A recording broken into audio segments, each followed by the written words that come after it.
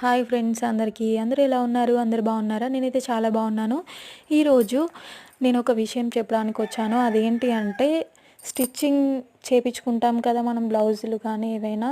Stitching చేసే వాళ్ళ గురించి మనం అనుకుంటాం, వాళ్ళకేంటి రోజు 2, 3 బ్లౌజులు కుడతారు, మంచి పైసలు వెనకేసుకుంటారు, ఫ్రీగానే వస్తున్నాయి కదా డబ్బులు అని మనం అనుకుంటాము. కాకపోతే కష్టం లేని పని ఉండదు కదా. కష్టం లేనిదే ఫలితం ఉండదు కాబట్టి వాళ్ళకి కూడా కష్టమే అనిపిస్తుంది. కుట్టి చేసే పని అయినా మనం ఏ పనైనా కష్టం లేనిది ఉండదు కాబట్టి అది కూడా చాలా కష్టమే. ఇంకా మెయిన్గా మనం జారుడు చీరలు, అవి డైలీ యూజ్ చీరలు, జారుడు చీరలు అంటారు కదా, వాటిని కుట్టడం అయితే ఇంకా చాలా కష్టం.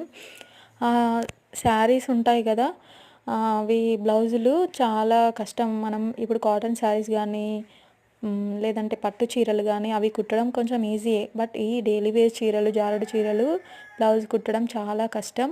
ఇది మెయిన్గా మిషన్ కుట్టే వాళ్ళకైతే తెలుస్తుంది. మెయిన్గా మనకి ఇప్పుడు కొత్తగా నేర్చుకునే వాళ్ళకైతే చాలా అర్థమవుతుంది. ఎందుకంటే నేను నేర్చుకున్నప్పుడు కూడా అట్లనే ఫీల్ అయినా. ఇప్పుడు మనం ఎప్పుడైనా పూలు గుచ్చడానికి దారం పెడితేనే, ఎప్పుడన్నా ఒకసారి దారం పెడితే అమ్మో నాకు కళ్ళు కనిపిస్తలేవు, సూదిలో దారం ఎక్కించడానికి ఇబ్బంది అవుతుంది అని అంటాం కదా. అలాంటిది మిషన్ కుట్టే వాళ్ళు ఒక రోజులో ఎన్నిసార్లు దారం పెడతారో తెలియదు. అంత చిన్న సూదిలో ఎప్పుడు ఇట్లా దగ్గర నుంచి చూసుకుంటా దారం పెట్టాలంటే చాలా ఇబ్బంది అవుతుంది కదా. కళ్ళు కూడా కొంచెం మనం కుట్టి ఎక్స్పీరియన్స్ ఉన్న వాళ్ళకైతే కళ్ళు కూడా కనిపించాయి కొన్ని రోజులకి. ఇది ఎక్స్పీరియన్స్ ఉన్న వాళ్ళకైతే అర్థమవుతుంది.